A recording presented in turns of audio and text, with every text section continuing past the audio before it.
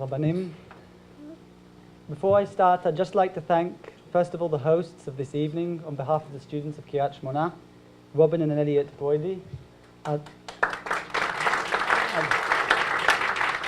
Lee and Ann Sampson for bringing me here to Los Angeles and for the wonderful event they've organized, and Helen and Moshe Sassberg, who hosted me over Shabbat, even though they're not here right now.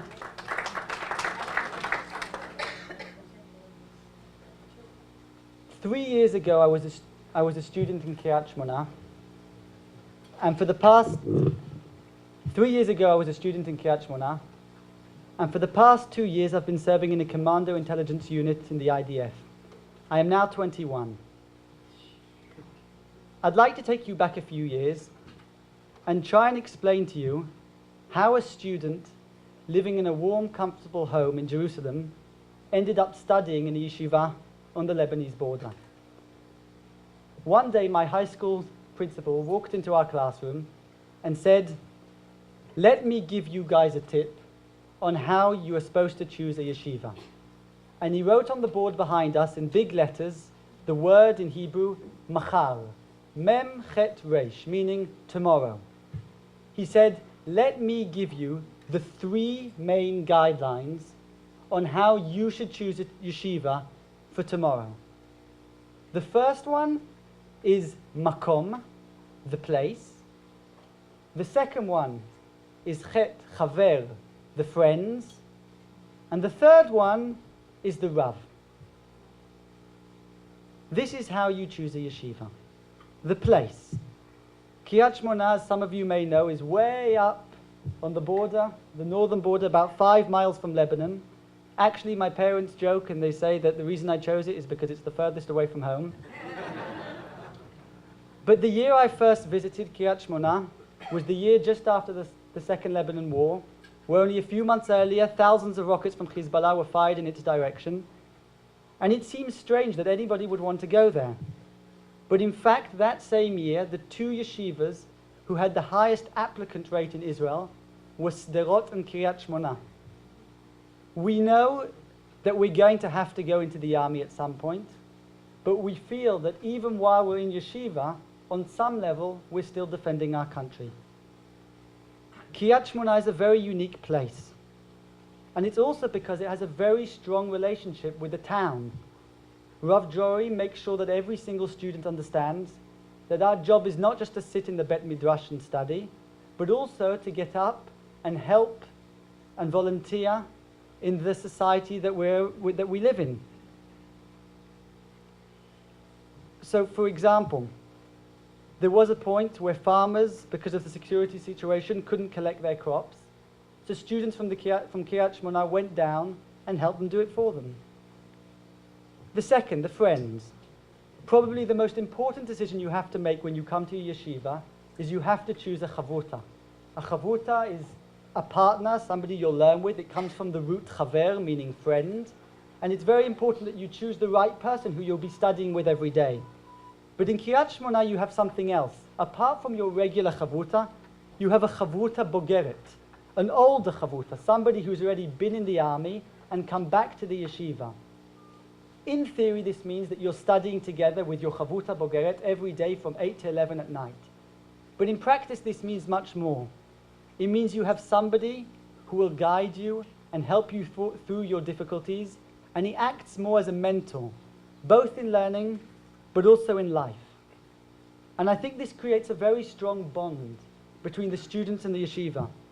I was very fortunate and lucky to be selected into a very competitive unit in the army, and unfortunately there was only one other religious student there. And after chatting a bit with him, I found out that he too came from Kiryat Shemona. He left 6 years before me, and he told me something very moving. He told me that since he's left the yeshiva and joined the army, he's decided to give his 10% every month of his tzedakah and give it back to the yeshiva. So to put this into proportion, we're not talking about very much. This is army salaries after all. But again, he felt that he wanted to give something back. And finally, Rav. And I must say, I never understood the importance of a Rav until I came to yeshiva. The yeshiva is built on the fact that you have somebody that you can go to anytime, any place, and ask any question, and you will respect the answer you get. There's a story in the Mishnah about Rabbi Tarfon, who is compared to a pile of nuts. If you touch one of them, the rest of them fall. The students in the yeshiva joke that when you go and ask a Rav Drori a question, all the nuts start falling. He'll send you to a book at the back of the Bet Midrash and say you should open up the book on page 217 and your answer will be under the coffee stain. But to be honest with you, I think the majority of the questions students ask a Rav Drori are not necessarily Gemara questions about how's this read and how's that read. Those are important questions too. But the majority of the questions students ask a Rav Drori are personal life questions. Should I be getting married now? Should I sign on longer with the army? And how and what more could I be doing to help my country? And the answers that Rav Drori give us always involve Klal Yisrael, the idea that we're all part of the Jewish people. He insists that every student has a volunteer job and he helps society. So I, for example, one of the things I did while I was in Kiryat Shemona was I helped non-religious 12-year-olds towards their bar mitzvah, teach them the parsha and small bits and pieces, so that when they came to the yeshiva on their 13th birthday, they felt that Hashem natan lanu et Torato, that they were actually getting something from their bar mitzvah. So this is really why I chose Kiryat Shemona. But until I went into the army, I didn't really understand the power of my choice. In the army today, I'm with lots of secular students, and a lot of them always ask me, why do you go to yeshiva? I mean, what's the sense in that? Why do you wake up earlier than everybody else? To them, it seems like a burden. But there's a lovely and wonderful explanation, and it's called Ol HaTorah, the yoke of the Torah. The yoke is something that you usually think of as something being heavy, something difficult to lift up.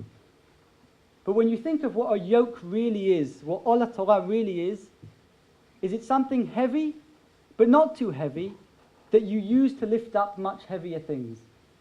And I think this really is the spirit and the message of Yeshivat Kiryat Shemona.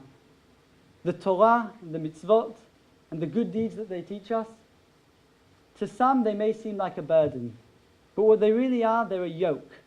Something not too difficult that helps us carry much more difficult things. So instead of me telling you anything else, I think we'll show you how it's a little bit like in Kiryat Shemona. Thank you.